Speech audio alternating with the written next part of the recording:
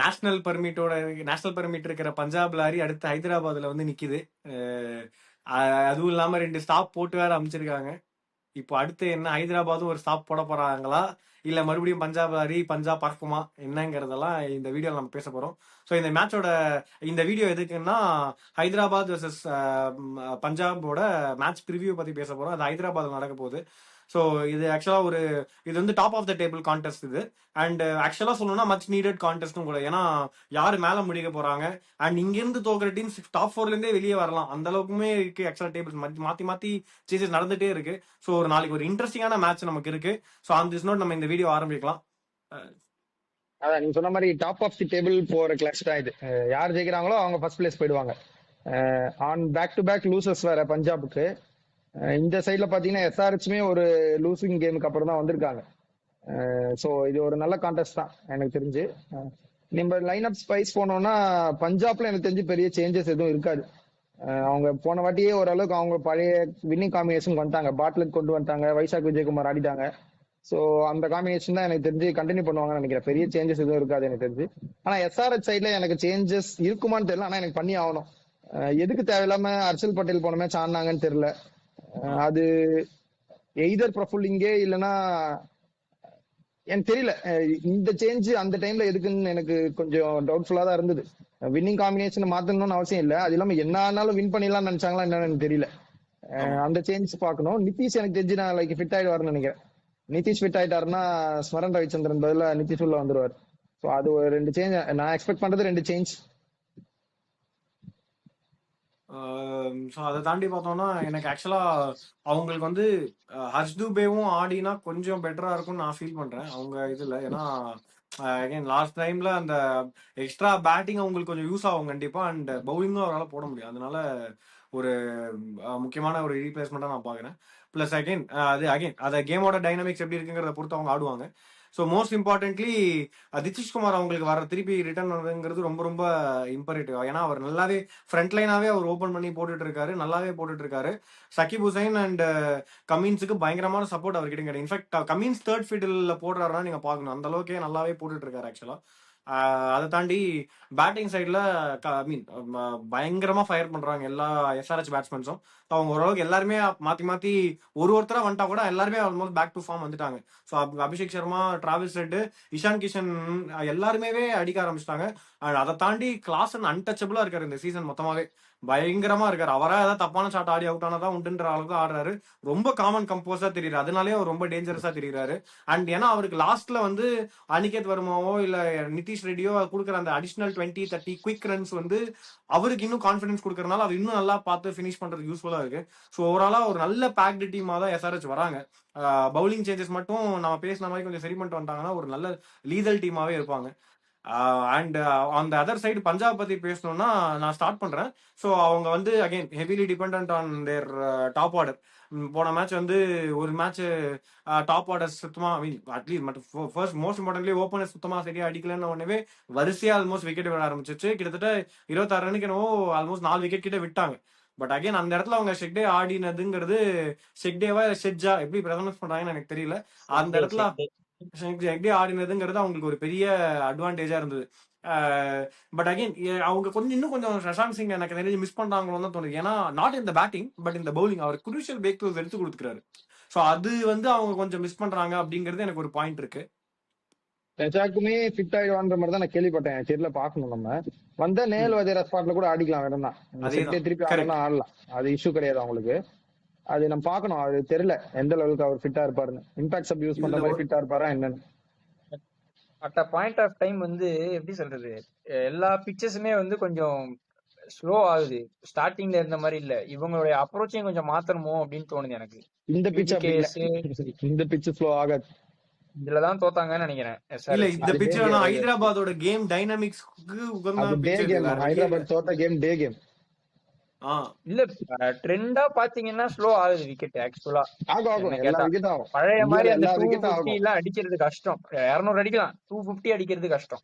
210 அடிக்கலாம், அப்படி வேணா சொல்லுங்க. ரெண்டு பேட்டிங் கொஞ்சம் ஒரு அப்ரோச்ச மாத்தணும். அட்டாக்கே பண்ணக்கூடாது. சிமிலர் பேட்டிங் ஆர்டர் தான். நீங்க என்ன பார்த்தாலுமே 2 பேரும் அடிக்கதான் போவாங்க. யார் ஓரளவுக்கு டீசென்டா பவுலிங் போடுறாங்களோ அந்த இது அந்த டீம் வின் பண்ண சான்ஸ் ஜாஸ்தி. ஜஸ்ட் அப்ரோச்ச மாத்தன்னு சொன்னேன். இப்ப பிரியான்ஷ் ஆர்யா அடிக்கிறாருன்னா பிரப்சிம்ரன் சிங்கால லாங் இன்னிங்ஸ் ஆட முடியுது, சூப்பரா எடுத்துட்டு போக முடியுது, லாங் இன்னிங்ஸ் ஆட முடியுது. அது அந்த ரோல் அவர் பண்ணிடணும். பிரியான்ஷ் ஆர்யா என்ன இம்பாக்ட் கிரியேட் பண்ண முடியுமோ அதை பண்ணிடணும். அதே மாதிரி அபிஷேக் சர்மா அடிக்கிறாருன்னா அவரால் என்ன இம்பாக்ட் கிரியேட் பண்ணுமோ அதை கிரியேட் பண்ணிட்டு போயிடணும். டிராவிஸ் செட் பிக் இன்னிங்ஸ் ஆடணும். அந்த மாதிரி ஒரு ஒரு இதுக்குள்ள வந்தாங்கன்னா தான் இதுக்கப்புறம் கொஞ்சம் அவங்க கொஞ்சம் நேர்மாறா பண்றாங்க. டிராவிஸ் ஹெட் அடிக்க போறாரு, அபிஷேக் சர்மா பிகினிங்ஸ் ஆடுறாங்க. அந்த மாதிரி தான் பார்த்து ஆடிட்டு இருக்காங்க. அண்ட் அதுதான் டெம்ப்ளேட்டுமே கூட. அகைன் அவங்க வந்து யாருமே பிகினிங்ஸ் ஆடணுங்கிற அவசியமே கிடையாது. அவங்களுக்கு ஒரு 7 பேட்ஸ்மேன் ஆடுறாங்கன்னா அவ்வளவுதான். 7 பேட்ஸ்மேன் ஆடுறாங்க, எனக்கு 7 பால் 28 7 பால் 30ன்ற ஆடுற மாதிரி பேட்ஸ்மேன்ஸ் தான் வேணும்ன்ற மாதிரி தான் அவங்க டெம்ப்ளேட்ல ஆடுறாங்க. சீக்கா சொல்ற மாதிரி தான் பட்டா பாக்கியம் படாட்டி லேகியன்ற மாதிரி தான் ஆகுது. இப்போ போக போக நிறைய பாக்கியம் இல்லாம லேகியம் பாத்துட்டோம் நம்ம. ஆக்சுவலா கொஞ்சம் ரீசெண்ட் ஒரு 4-5 மேட்சஸாவே பாக்குறோம் நம்ம. ஸ்டார்டிங்ல தான் நிறைய சுத்த ரன் வந்துனே இருந்தது.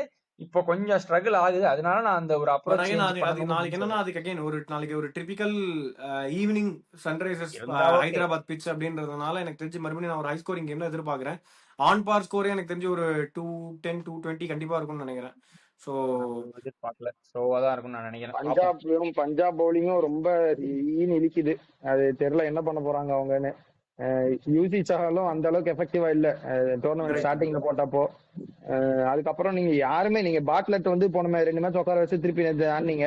பாட்லெட்டுமே செம்மடி அடிச்சாங்க நேற்று போட்டு அவங்கள லாஸ்ட் மேட்ச்ல. சோ தெரியல அவங்க எந்த அளவுக்கு ஒர்க் பண்ணிட்டு வர போறாங்க. சேஞ்சஸ் இருந்தா கூட நான் பெருசா ஆச்சரியப்பட மாட்டேன். ஏன்னா அவங்க ஏதாவது திங்க் டேங்க் ஏதாவது யோசிச்சுருப்பாங்க. 2 பேக் டு பேக் லாசஸ் வேற. இந்த டைம்ல மொமெண்டம் லூஸ் பண்ணீங்கன்னா கீழே இருக்க டீம் மேலே ஏறி வந்துட்டே இருக்காங்க. ஈஸியா அவங்களை அடிச்சுட்டு கீழே போயிட்டே இருப்பாங்க அவங்க. ஸோ அது பார்க்கணும். அவங்க பவுலிங் கொஞ்சம் ஒர்க் பண்ணி தான் ஆகணும் என்னை பொறுத்த வரைக்கும். வெங்கட் லாஸ்ட் வீடியோல சொன்ன மாதிரி தான் ஸ்ரேயாஸுமே அவருக்கு அந்த ஸ்டார்ட் கிடைச்சிடுச்சுன்னா தான் ஸ்ரேயாஸ் ஒரிஜினல் ஸ்ரேயாஸா இருக்காரு.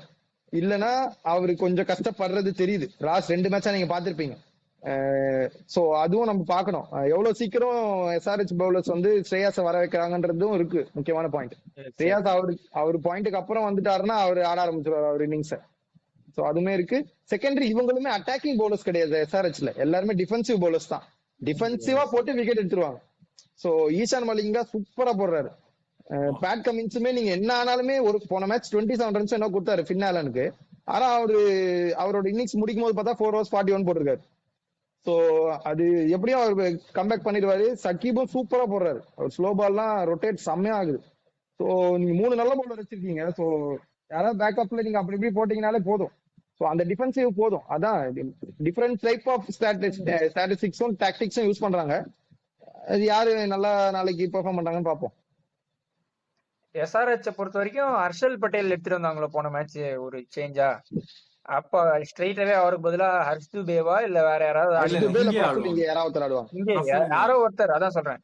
ஏன்னா இவரு Head Abhishek Sharma, Ishan Kishan, Klaasen, Reddy, Aniket Varma, Pat Cummins, கப்லிங்கே, சாகிப் ஹுசேன், ஈஷான் மலிங்கா, சிவாங் குமார் அப்படி போவாங்க. இல்லைன்னா ஹர்ஷ் துபே யாரோ ஒருத்தர் ஆடிடுவாங்க.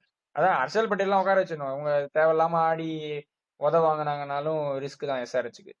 நானா இருந்தா பிரஃபுல் இங்க ஆடிடுவேன் ஹர்ஷல் பட்டேலுக்கு பதிலா.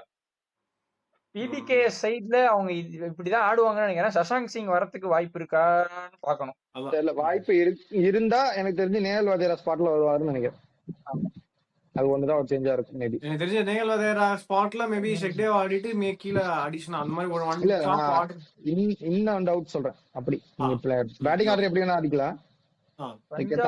சொல்ற மாதிரி கொஞ்சம் நாட் இன் ஃபார்ம் தான். Marco Jansen, Harshdeep Singh on paper பார்க்க நல்லா தான் இருக்கு. பட் பெர்ஃபார்மன்ஸ் வைஸ் பார்க்கும்போது கொஞ்சம் நாளைக்கு கொஞ்சம் ஹர்ஷ்தீப் ஃபயர் பண்ணுவாருன்னு எனக்கு ஒரு சின்ன பட் அகைன் ஏன்னா 2 மேட்ச் அடி வாங்கும் போதெல்லாம் ஒரு மேட்ச் திருப்பி அடுத்த மேட்ச் கம்பேக் நல்லா பண்ணியிருக்காரு. இதுக்கு முன்னாடி அடி வாங்கும் போதும் தனியா அவங்க டீம் பயங்கரமா பேட்டிங் ஆடி ஜெயிச்சிருக்காங்க. அதனால தனியா தெரியாது. ஆனா மேட்சஸ் பார்த்தோம்னா 2 மேட்ச் அடி வாங்கும் போது 3வது மேட்ச் ரொம்ப நல்லா போட்டு இருந்திருக்காரு. இந்த தடவையும் பாத்தீங்கன்னா 2 மேட்ச் அடி வாங்கிட்டு வராரு. சோ நாளைக்கு ஒரு கம்பேக் மேட்ச் இருக்கும் அப்படின்ற மாதிரி நான் எக்ஸ்பெக்ட் பண்றேன். பார்க்கலாம். நாளைக்கு ஒரு நல்ல கான்டெஸ்ட். ஆமா predictions. So on this note match அப்னு பார்த்தோம்னா ஸ்ரேயாஸ் ஐயர் எவ்வளவு சீக்கிரம் கொண்டு வராங்கிறத பொறுத்து ஸ்ரேயாஸ் ஐயர் கொஞ்சம் லேட்டா வந்தாருன்னா Shreyas Iyer against Ishaan Malinga and Pat Cummins கொஞ்சம் நல்ல கான்டெஸ்ட் இருக்கும் எனக்கு தெரிஞ்சு. ஏன்னா ஸ்ரேயாஸ் ஐயர் மிடில் ஆர்டர்ல வந்தாருன்னா அவங்க ரெண்டு பேரும், ஏன்னா middle and death Pat Cummins to Ishaan Malinga போடுவாங்க, நல்லாவே போடுறாங்க. ஸோ அந்த கான்டெஸ்ட் ரொம்ப நல்லா இருக்கு. அப்படி டேக் ஆன் பண்றாரு ஆர் நல்லா ஆடிட்டு இருக்கிற ஸ்ரேயாஸ் ஐயர் இவங்க எப்படி பால் போட்டு நிறுத்துறாங்க அப்படிங்கிறது ஒரு நல்ல கான்டெஸ்டா இருக்கும். வேற ஏதாவது மேட்சப்ஸ் இருக்கா? எனக்கு நாளைக்கு பேட் கமின்ஸ் வர்சஸ் பிரப் சிம்ரன் பார்க்கணும். எனக்கு அது அந்த கான்டெஸ்ட் பார்க்கணும். ஏன்னா நீங்க ஆர்யா எப்பவுமே அட்டாக் தான் போவார், கண்ணா பின்னா சுத்தாரு. இன்னும் ஆர்யா நாளைக்கு அவுட் ஆயிடுவான்னு தோணுது. பிரப் சிம்ரன் எப்படி ஆடுவாருன்றது நாளைக்கு பார்க்கணும். அதான் பாப்போம். ஓகே, அதே மாதிரி அந்த சைடுல வந்து எனக்கு சஹல் வர்சஸ் கிளாசன் பார்க்கணும். அது எப்பவுமே ஒரு அவுட் ஆர்டரிங் கான்டெஸ்ட். ஏன்னா சஹல் எப்பவுமே போட்டு கிளாஸ் எப்பவுமே போட்டு சஹல் அடியடி நடிச்சிருக்காரு, இந்தியாவுக்கு ஆடும்போதும் சரி ஐபிஎல் ஆடும்போதும் சரி. ஸோ நாளைக்கு பார்க்கணும் என்ன இதுன்னு. பாப்போம். ஆன் திஸ் நோட் பிரெடிக்ஷன் போயிடலாமா? நம்ம கூட ஜாயின் பண்ண முடியாத வெங்கட் அப்புறம் ஹரி ரெண்டு பேருமே வந்து எஸ்ஆர்ஹெச் தான் சொல்லியிருக்காங்க. உங்களுக்கு ஏதாவது அதுல சேஞ்சஸ் இருக்கா? நானும் எஸ்ஆர்ஹெச் தான் போக போறேன். நானுமே எஸ்ஆர்ஹெச் தான் போறேன். நான் வந்து நாளைக்கு பிபிகேஎஸ் பக்கம் போறேன். நைஸ், ஒரு நல்ல ஆல்டர்னேட்டிவ் டேக். ஆக்சுவலா இந்த மாதிரி இருந்தாதான் பாயிண்ட் ஜெயிக்கிறதுக்கு கொஞ்சம் வாய்ப்பு இருக்கு. ஆல்டர்னேட்டிவ் சைட்ல போனா அந்த மாதிரிதான் ஒருத்தர் ட்ரை பண்ணா அதால பாதாளத்துல இருக்கான். எனக்கு வந்து ரெண்டு சைடு சொல்றேன். ஒரு இது நீங்க ஒரு பக்கம் நீங்க சொல்றீங்க பிளாட் விக்கெட்டா தான் இருக்கும், ஸ்கோரிங் கேம் சேசிங் நோட்னா பஞ்சாப் கிங்ஸ் வின்னு அந்த மாதிரி பாக்கும்போது, இல்ல நீங்க எப்படின்னா கான்ட்ராஸ்டிங் கொஞ்சம் சின்ன இது பார்த்தோம்னா பேட்டிங் லைனப்ல இவங்க எனக்கு தெரிஞ்சு எனி டே அவர் சரியா ஆடாம இருக்கலாம், but any day Shreyas Iyer is the best batsman in Punjab. So Shreyas Iyer versus அவங்களோட பெஸ்ட் பேட்ஸ்மேன் இந்த டோர்னமெண்ட்ல ஹென்ரிச் கிளாசன் தான். But I would still say Shreyas Iyer is having a higher edge. But overall batting லைனப்னு பார்த்தோம்னா எஸ்ஆர்ஹெச் தான் கொடுக்கணும். சாரி, இந்த டீம்ஸ்க்கு நீ எட்ஜ் குடுக்கறதா இருந்தா பவுலிங்ல தான் கொடுக்கணும். கம்பேர் இல்ல அதுதான் நான் சொல்ல வரேன். பட் ஓவராலா பேட்டிங் லைனப் ரெண்டு டீமுக்குமே ஒரு மாதிரி சேமா தான் இருக்கு. பவுலிங்ல தான் வந்துட்டு எஸ்ஆர்ஹெச் வந்து கொஞ்சம் எட்ஜ் வச்சிருக்காங்க. அதனால நானும் எஸ்ஆர்ஹெச் பேக் பண்றேன். சோ ஆன் திஸ் நோட் நான் இன்ஃபேக்ட் 4 பேர் எஸ்ஆர்ஹெச் சொல்லியிருக்கோம். ஒருத்தர் வந்து பஞ்சாப் பேக் பண்ணிருக்காரு. பஞ்சாப் இஸ் கேசிங் டுமாரோ, பஞ்சாப் இஸ் வின்னிங். பஞ்சாப்ல திருப்பி ஸ்டார்ட் பண்ண போறாங்க. ஆன் திஸ் நோட் நம்ம இந்த நல்ல மேட்ச் இருக்கு நாளைக்கு பார்த்துட்டு இந்த மேட்சோட. ஆனா இன்னொரு விஷயம், உங்களுக்கு பிளே ஆஃப் சான்ஸ் நிறைய அமையணும்னா நாளைக்கு பஞ்சாப் ஜெயிக்கணும். அதுக்குதான் நான் பஞ்சாப் அதான் ஓபனா சொல்லிட்டேன். எஸ்ஆர்ஹெச் கூட உங்களுக்கு ஒரு மேட்ச் இருக்கு நாளைக்கு. எஸ்ஆர்ஹெச் தோத்துட்டு நீங்க எஸ்ஆர்ஹெச் அடிச்சீங்கன்னா நீங்களும் எஸ்ஆர்ஹெச் ஈக்குவல் ஆயிடுவீங்க. சோ உங்களுக்கு தேவைப்பட்டது அது நீங்க சொல்லிருக்கீங்க, உங்க ஆசை. ஓப்பனா சொல்றேன்யா, ஒண்ணு அவங்க சேசிங் பண்ணி அப்படி ஒரு பேட்டிங் எட்ஜ் போச்சுன்னா பஞ்சாப் ஜெயிச்சிருவாங்க. ரெண்டு ஈக்குவல் டீம்ஸ் தான். பிளஸ் சிஎஸ்கே பிளேயர்ஸ் போறதுக்கு எஸ்ஆர்ஹெச் போகணும். அதனால நான் பிபிகேஎஸ் சொல்றேன்னு சொன்னேன். இன்ட்ரெஸ்டிங் கான்டெஸ்ட் இருக்கு, இன்ட்ரெஸ்டிங் டேக்ஸ் கூட இருக்கு நம்ம சைட்ல இருந்து. சோ அந்த நோட் நாங்க வந்து இந்த மேட்சோட ரிவ்யூல வந்து உங்களை நாங்க மீட் பண்றோம். So until then it's Wolfer signing off. Bye.